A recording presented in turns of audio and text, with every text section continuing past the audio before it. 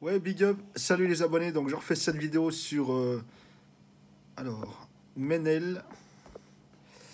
Donc, je ne peux pas tourner. Donc, qu'est-ce que c'est que ce bouton? Est-ce que là j'utilise pas mon application live d'habitude parce que comme il y a des perturbations ici, je suis avec l'application directe du téléphone. Donc, voilà, on n'aura pas la photo. Bon. Menel The Voice s'explique après ses tweets polémiques sur l'attentat de Nice. Menel a bouleversé les coachs de The Voice samedi soir, sauf que d'anciens tweets relatant des thèses complotistes après l'attentat de Nice viennent de déclencher une polémique. La chanteuse, dont beaucoup demandent l'exclusion du télécrochet, est sortie du silence pour se défendre. C'est la douche froide pour Menel. Cette jeune candidate de 22 ans d'origine syrienne est née à Besançon dans le 25 dans le Doubs en Franche-Comté, donc dans la région où je me trouve actuellement, a bouleversé les coachs de The Voice. Non, c'est vrai qu'il y a la belle loi. Ils sont deux. Je suis allé voir quand j'ai appris la nouvelle qu'ils étaient, qui participaient à la mission The Voice. Je me suis dit cool, bah c'est bien. Voilà, il y a Represent le 25, il y a deux Byzantines qui vont à The Voice et comme j'ai mis un message aussi, un commentaire sur Facebook en disant voilà, ça va être difficile de les départager parce qu'elles ont tous les deux une très belle voix. Donc samedi soir sur TF1, en interprétant Alléluia de Leonard Cohen, avec sa voix fragile mais puissante à la fois, la demoiselle va faire une version inédite en anglais et en arabe, proposant alors l'une des plus belles prestations de la soirée. Certains lui prévoyaient, oui, quand j'ai vu la gueule de la tête que tirait, comment il s'appelle putain, je suis parti sur. Prenez ma femme, vous n'aurez pas la liberté de penser. Ah, j'ai oublié, putain, comment il s'appelle lui. Enfin, quand j'ai vu ça, la tête à lui, qui a une voix puissante et qu'il était là, il était bluffé. Je me suis dit, ok. Oui, mais voilà, d'anciens messages publiés par la chanteuse sur Twitter en 2016, après les attentats de Nice, viennent de déclencher une polémique. C'est devenu une routine.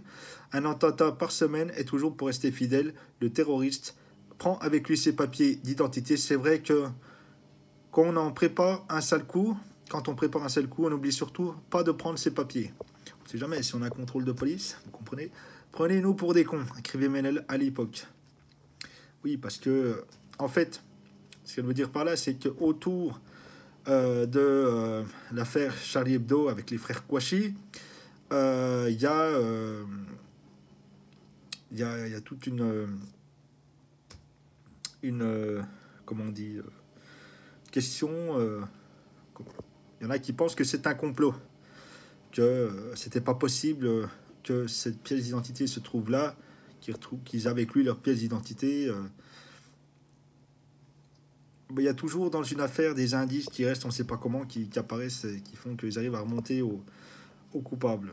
Euh, donc, euh, donc voilà, après, c'est devenu une routine, un attentat par semaine. C'est vrai quand on voit tout ce qui se passe en Syrie, euh, tout ce qui se passe dans le monde, en Iran, etc., les attentats qu'il y a toutes les semaines, quasiment, on peut dire que c'est devenu une routine. Donc elle a peut-être voulu dire ça par là. Et toujours pour rester fidèle, le terroriste prend avec lui ses papiers d'identité. C'est vrai, quand on prépare un seul coup, on n'oublie surtout pas de prendre ses papiers. Prenez-nous pour des cons. Donc là, elle veut dire par là, voilà, comme il y avait les théories du complot à partir de ça. Donc voilà. Comment imaginer défendre l'indéfendable? Les vrais terroristes, c'est notre gouvernement, renchérissant la jeune femme.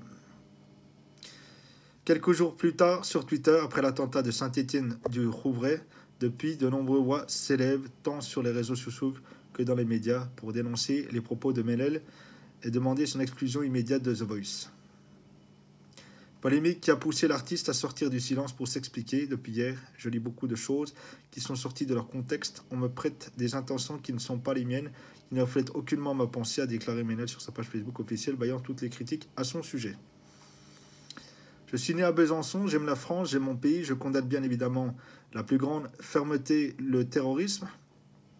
C'était la raison de ma colère. Comment imaginer défendre l'indéfendable, a poursuivi Menel avant d'expliquer son choix de chanson dans The Voice. Je prône un message d'amour, de paix, de tolérance. La preuve est en mon choix de chanter Alléluia de Léonard Cohen. Cette chanson illustre parfaitement le message que je souhaite faire passer en tant qu'artiste. Des déclarations qui semblent ne pas convaincre l'opinion publique pour le moment. TF1, la production de The Voice, n'ont pas réagi. C'est bon, c'est devenu la routine. Un attentat par semaine et toujours, pour rester fidèle, le terroriste prend avec lui ses papiers d'identité. C'est vrai que quand on prépare un sale coup, on n'oublie surtout pas de prendre ses papiers. Prenez-nous pour les cons, les vrais terroristes, c'est notre gouvernement. Donc, que dire ? Que dire ? Depuis hier, je lis beaucoup de choses. Là, je suis sur la page officielle de Ménel. Je suis en train de regarder un petit coup tout seul. Charmante demoiselle. Donc, depuis hier, je lis beaucoup de choses qui sont sorties de le contexte. On me prête des intentions qui ne sont pas les miennes et qui reflètent aucunement ma pensée. Je suis né à Besançon. J'aime la France. Je pensais, moi, au départ, qu'elle était née... qu'elle venait de Syrie, en fait. J'aime la France, j'aime mon pays. Je condamne, bien évidemment, la plus grande ferme des terroristes. C'était la raison de ma colère. Comment imaginer défendre l'indéfendable ? Je prône... Message de beau... Ouais. Bon, est-ce une raison suffisante pour l'exclure de l'émission, quoi, je veux dire. Bon, les vrais terroristes, c'est notre gouvernement.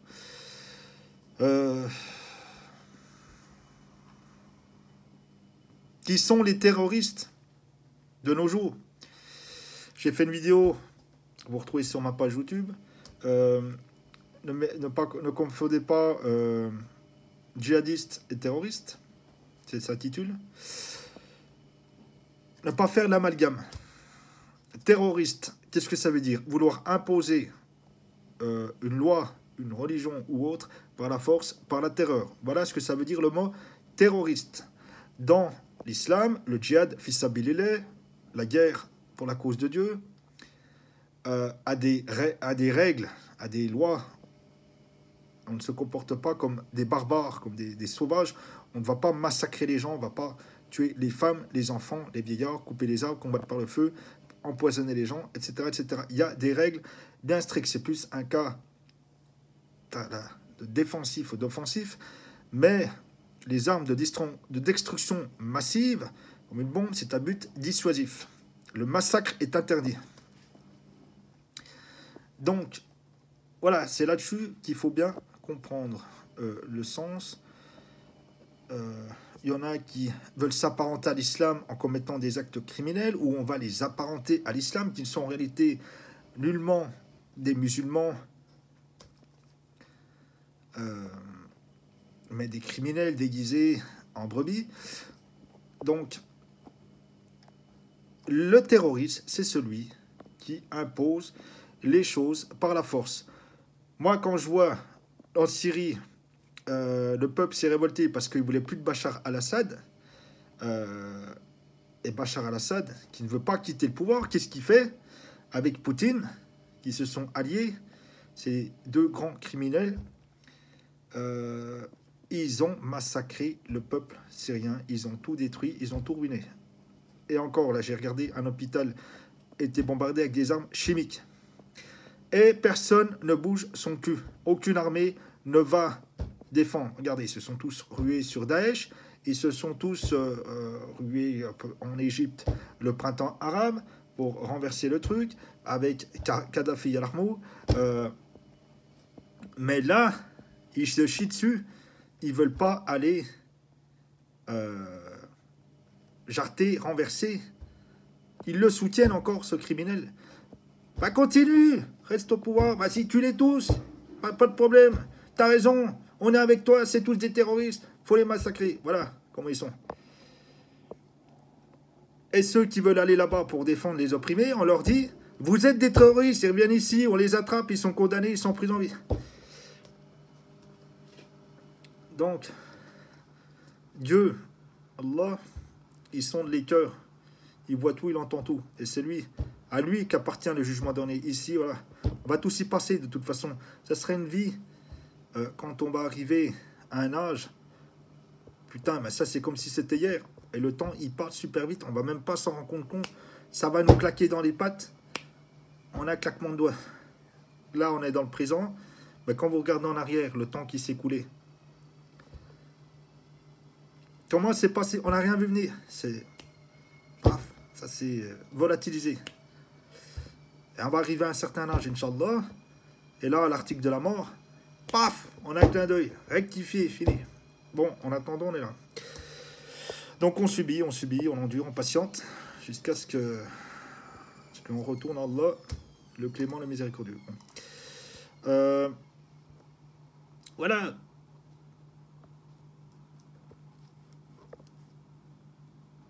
La France n'est pas aussi irréprochable dans ses actions quand elle est allée aussi mener des guerres à l'étranger.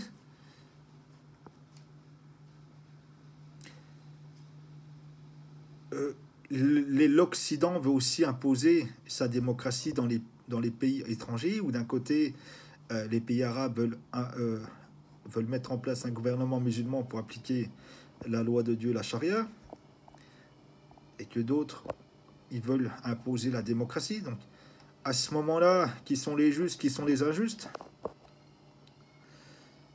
qui sont les terroristes? C'est plus dans le comportement, dans les agissements, qu'on va dire qui sont les terroristes. Donc, voilà, il faut essayer de comprendre, pour cette jeune Ménel, comprendre le fond de sa pensée. Et non pas, comme je disais dans la précédente vidéo, prendre ces phrases au premier degré. Donc moi, je soutiens cette candidate de The Voice, je vote pour elle. Et bon, même si elle est virée de The Voice, je veux dire, avec le charisme qu'elle a et la voix qu'elle a même pas besoin d'eux si elle veut carrière avec ses chayetines, ses genounets, elle a même pas besoin d'eux pour faire carrière dans la musique. Si elle veut faire carrière, Inch'Allah, elle n'a pas besoin d'émissions comme ça, hyper médiatisées. De toute façon, c'est le public qui vote. C'est le public qui décide de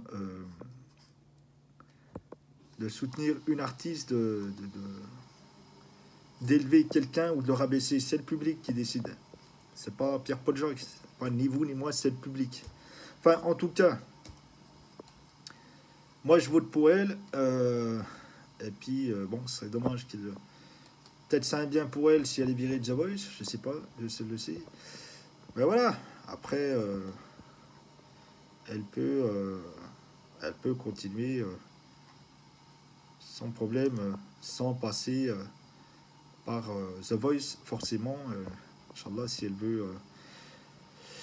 veut continuer dans la musique, quoi. Hein, elle peut se mettre en artiste indépendant comme moi j'ai fait.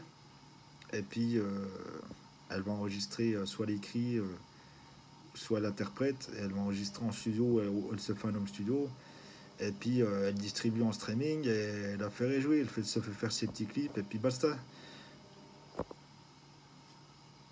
Et au final, elle veut bien trouver un tourneur, un producteur pour faire des concerts à droite à gauche. Et puis, voilà. Il n'y a pas de... La liberté d'expression, il ne peut pas l'empêcher de s'exprimer non plus. Bon, ben, après, voilà, moi je dis dans cette affaire, ils n'ont pas à la virer sur des propos qui étaient faits. C'est pas comme si ces propos étaient faits durant l'émission qu'elle aurait dit sur le plateau en direct. Ça, c'est des trucs qu'elle a fait suite aux attentats, à tout ce qui s'est... propagé sur le net par rapport à cette affaire, l'histoire de complot avec les frères Kouachi, et puis voilà, et puis d'autres faits, par exemple avec la Syrie, peut-être la France qui s'est mêlée de choses là-bas. C'est peut-être pour ça qu'elle dit que les vrais terroristes c'est notre gouvernement. Voilà, donc moi je pense qu'elle ne devrait pas, même pas être dans ce cas la virée de l'émission.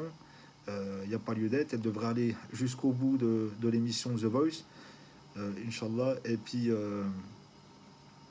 c'est le public qui vote sur ses prestations. On ne juge pas un artiste on l'apprécie pour sa voix, pour son charisme, pour son talent. Quand on écoute la musique de n'importe qui, et il y en a des fois, comme un Noir Désir ou autres qui sont tombés pour meurtre. Si je me trompe pas, c'est bien Noir Désir. Non, ou Louise Attaque. C'est Louise Attaque ou Noir Désir, l'histoire avec sa femme qui a buté sa femme là. Et j'ai accepté par erreur ton invitation, j'ai dû me gourer dans l'heure, j'ai dû me planter dans la saison. Lui, c'était Louise Attaque ou Noir Désir? J'ai un flou là, je sais pas pourquoi c'est. J'ai la tête en compote. Donc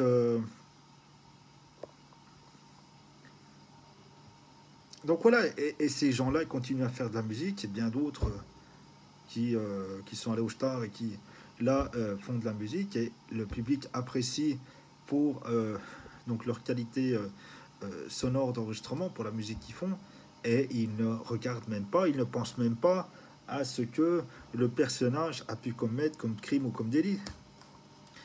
Donc voilà, c'est plutôt sur le côté artistique qu'on va apprécier. Donc moi je vote Ménel,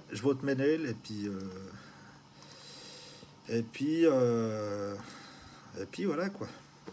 Sinon bon voilà, bonne séance muscu, j'ai pris 10 pecs. J'ai fait une bonne série de pecs sa mère. J'en fasse plus hein, pour vraiment pecs. Donc j'ai fait biceps, un peu les épaules, pas fait le dos, j'ai fait un peu de cardio. Voilà, bonne séance. J'étais pas allé pendant quelques jours. Et puis voilà, faut vraiment que je me remette en condition. Parce que voilà, je regardais sur des imams qui disaient avant de rendre service aux gens, rends-toi d'abord service avant de t'occuper des autres. Occupe-toi d'abord de ta personne. Prends soin de toi. Prends soin de ton entourage. Prends soin de tes affaires. Et après, tu iras prendre soin des autres, tu iras aider les autres. Mais en premier, rends-toi service à toi-même. Prends soin de toi. Et préservez vos personnes. Préservez vos personnes, c'est-à-dire prenez soin de votre corps. Prenez soin de votre personne. Donc voilà ce qu'il faut faire. Donc sur ce, chers abonnés, bon j'attends un peu de matos pour améliorer la qualité de mes vidéos. Donc il y aura objectif grand angle, donc un œilleton, j'espère qu'il va aller. Avec genre un stabilisateur, donc c'est-à-dire quand là, parce que je la tiens, il y a des petits tremblements, donc je pourrais poser le truc. Il y a aussi un truc manuel. Voilà, on va essayer d'améliorer. Bientôt, si Dieu le veut, là, je vais faire un vlog, probablement.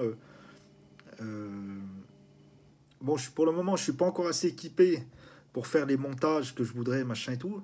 Mais ça va venir, Inch'Allah, ça va venir petit à petit. Pour le moment, on passe en mode rénovation, là. Donc, je vais faire des petites vidéos prochainement.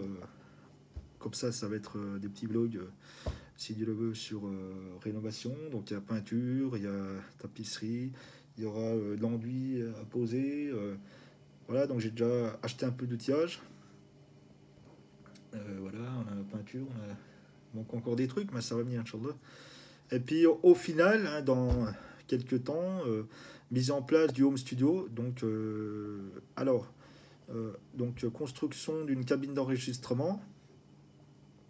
Et puis isolation de la pièce, mousse acoustique. Et puis on va y aller. Je vais voir peut-être des fonds verts, mais après ça nécessite des logiciels. Enfin, je vais voir comment je peux développer ma chaîne pour proposer du contenu. J'avais l'idée, je regardais, ouais, je change de sujet, mais je regardais sur qu'est-ce qui plaît. On a la cuisine. Moi, je suis cuisinier de métier, hein. Je suis de formation au niveau CAP, CFA de Bétoncourt, 2.5. C'est le meilleur CFA gastronomique de Franche-Comté. À 16 ans, moi, je suis ici d'une communauté des gens des voyages. J'ai des origines italiennes, pour info.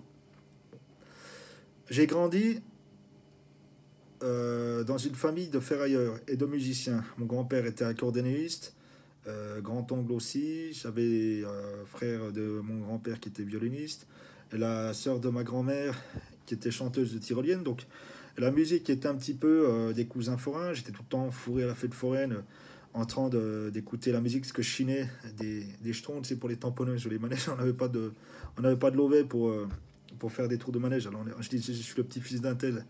Ah bah tiens, voilà des jetons, voilà des jetons. Bah, on faisait comme ça, mais on passait beaucoup de temps à écouter la musique. Et puis, voilà, les cousins, le tuning, et puis les sorties. Moi, j'ai connu les sorties au bal quand on allait à l'époque John Travolta, quoi. C'était Elvis Presley, quoi. Ils arrivaient là-bas, c'était l'époque rock'n'roll. C'était des bandes rivales de village, des costauds, c'est des paysans euh, qui avaient vraiment de la force. Et donc, ils se foutaient, ça se passait bien, machin, ils buvaient tout. Ils arrivaient en bagnole avec les Doberman, style les packs de bière dans le coffre, les antennes de Sibyl, les nerfs de bœuf, tout ça. Et puis ça se passait bien, et après, ils sortaient dehors, et bim bam boum, ça courait dans tous les sens. Et ils se défonçaient la gueule, genre les coups d'antenne de Sibyl dans la gueule, coups de nerfs de bœuf. Tous les week-ends, c'était comme ça à l'époque. Et là où j'ai eu mon époque un peu rock'n'roll, avec ACDC, Scorpion, Metallica, j'ai de la CB. Après, ça en est arrivé à l'époque dance, techno. J'étais à cliché comme ça, en pic, tu sais, et tout. Et après, je suis passé en mode R&B. Et quand il a sorti les. J'ai entendu en fait Tupac, Dr. Dre, Snoop Dogg. Et après, il y avait les premiers qui étaient arrivés, bah, NTM, et puis IAM, il y avait. Enfin, tout ça qui arrivait. Donc, on commençait à écouter. C'était mis au rap, et puis formation DJ courte, hein, dans une boîte de nuit du Houdou.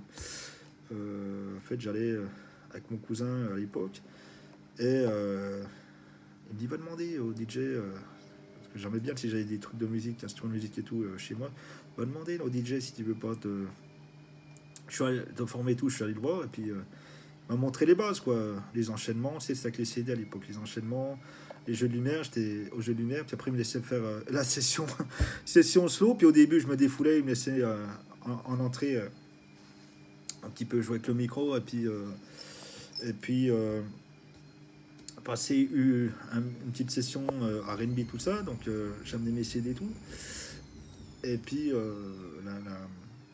la patronne qui me dit, bah écoute, je vais te payer la formation de DJ à Marseille, et puis on va rouvrir une discothèque, je vais te faire ta salle. Je dis non, sans déconner tout.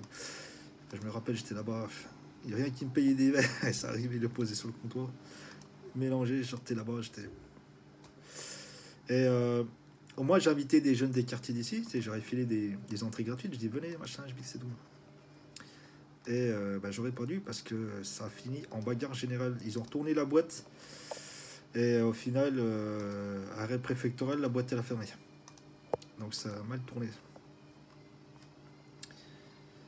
Donc moi je pensais pas que ça allait dégénérer comme ça. Toi, moi j'étais tous, bah venez, hein, soyez, venez m'écouter, machin, venez vous amuser. Je pensais pas du tout bagarre, tout ça. Dans ma tête, j'avais complètement, ça me sortait complètement de la tête, tout ça. Et puis voilà, et puis j'ai eu à un moment donné où j'ai été, enfin je chantais dans un groupe où il y avait un intermittent du spectacle, enfin qui était aussi prof de musique et tout, et qui m'a appris quelques bases de guitare, les accords d'or, quelques bases de batterie électronique, et puis le chant, où j'avais appris surtout à me synchroniser avec les musiciens lors de qu'on va jouer, interpréter une chanson. Donc c'était ça le plus dur, que tous les musiciens, guitaristes, tout ça se synchronisent, et que toi après avec ta voix tu te cales dessus pour être bien synchro. C'est ça le plus difficile quand tu joues avec un groupe, contrairement à maintenant qu'on a des instrus streaming et tout. Donc voilà, et puis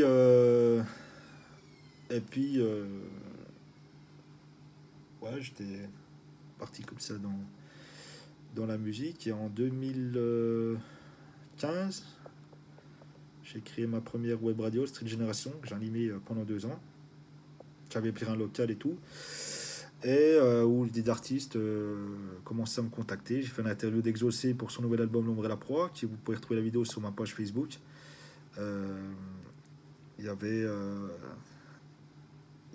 aussi d'autres qui me demandaient de passer des titres, d'autres qui me demandaient s'ils pouvaient venir dans le studio pour faire des directs. Mais j'étais dans un local qui était pas à l'isolé. Enfin, j'ai des problèmes avec les propos et tout, ça allait pas. Il me manquait du matos, donc j'étais pas soutenu financièrement par les auditeurs, donc on a tout stoppé. Donc, pour en revenir à ce que je disais, oui, les émissions qui peuvent plaire, il y a la cuisine. Moi, je suis cuisinier de métier de formation. J'ai 10 ans dans mon compte. J'ai été traiteur organisateur événementiel à mon compte. Pendant un certain temps, bon, j'ai stoppé, j'ai pas fait faillite. C'est juste que j'avais pas les moyens de développer, j'avais pas de labo, j'avais pas tout ça, j'avais les fournisseurs, j'avais tout, mais j'avais pas les outils pour travailler, donc c'était pas possible. Donc parce que tu crées une entreprise facilement, c'est de l'administratif, mais dans la réalité des choses, ce qu'il te faut pour démarrer, c'est de l'épée et tasses, c'est de la monnaie. Et donc si t'as pas des banques qui te suivent, si t'as pas des aides, la famille, tout ça, eh ben écoute, tu vas droit dans le mur. J'avais des demandes des devis, mais alors fallait louer ci, ça. Tu trouves tout hein, à la location, mais c'est trop cher les devis. Même moi je regardais. Et puis les gens, des fois ils disent on a 3 euros par personne pour un mariage et ils veulent des trucs de la bouffe grand luxe. Wesh, c'est moi qui va vous payer le. Je suis millionnaire, c'est moi qui va vous payer la bouffe quoi. J'aurais les moyens, j'aurais pas dit non, mais là c'était des produits que même moi je peux pas me payer quoi, parce que voilà, tu veux du. Et puis le cours du marché, ça bouge. Les produits, le problème c'est que les devis, le cours du marché, ça monte, ça descend, donc tu peux pas faire des prix stables quoi. T'es obligé de. Donc j'ai demandé qu'est-ce qui vous plairait, qu'est-ce que vous aimeriez le mieux, etc. Donc voilà. Et oui, il y a donc les cours de. Ça me plairait bien, mais bon, on n'a pas une cuisine au top ici, donc c'est pareil, hein, il faudrait faire quelque chose en visu, quoi, que tu as du matériel, tout ça. Et puis c'est simple, hein, qu'est-ce qu'il faut faire tu présentes une recette, gros plan sur le truc, hein, et puis ça se fait comme ci, comme ci, comme ça. Tu donnes la recette, la méthode. Bon, ça s'appelait, après tu as d'autres thèmes, il y en a qui font des vlogs, il y en a. Bon, je voulais moi faire une web radio, mais la balancer sur YouTube. Alors j'ai pas trouvé comment. En fait, c'est le problème, c'est du serveur.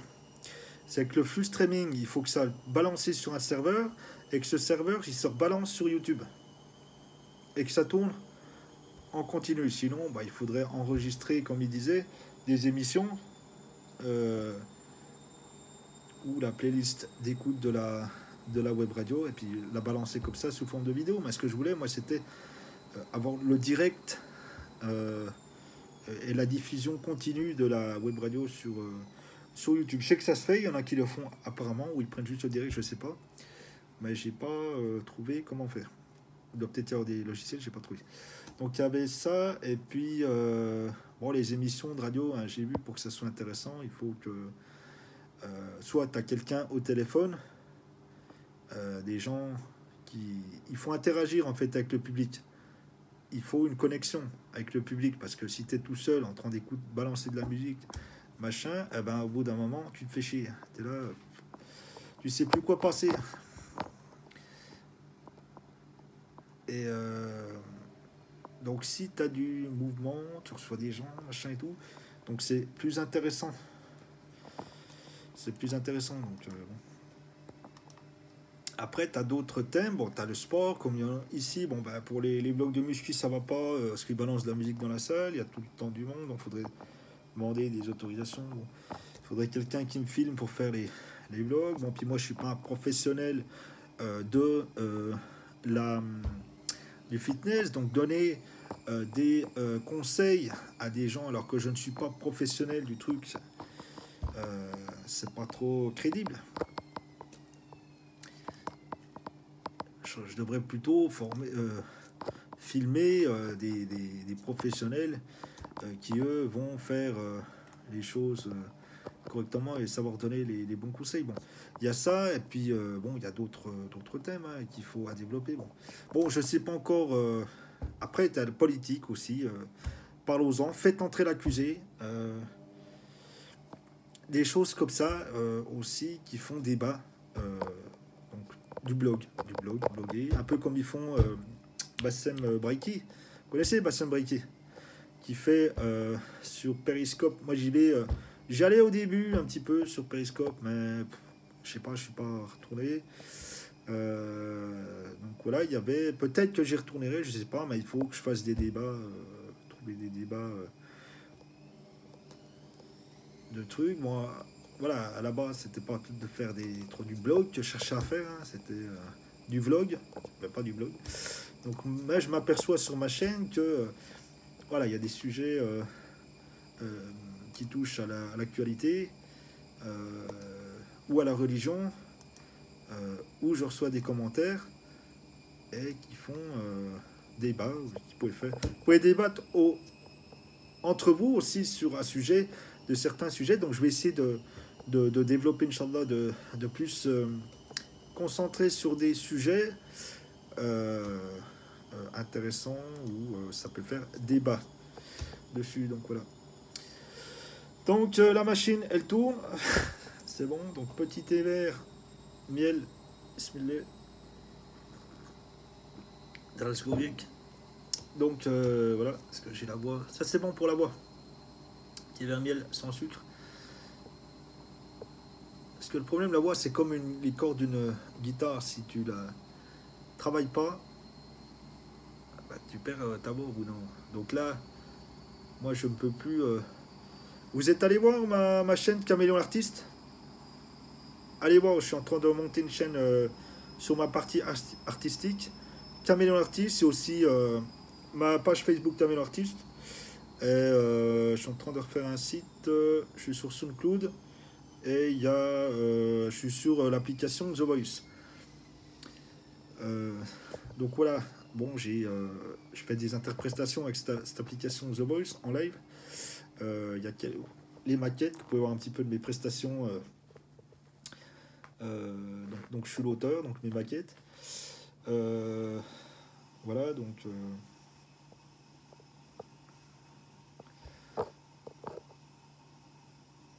petit à petit l'oiseau fait son lit et donc voilà, dans quelques temps, si Dieu le veut, vous me retrouverez sur les plateformes streaming Spotify, Deezer et compagnie. Donc ça sera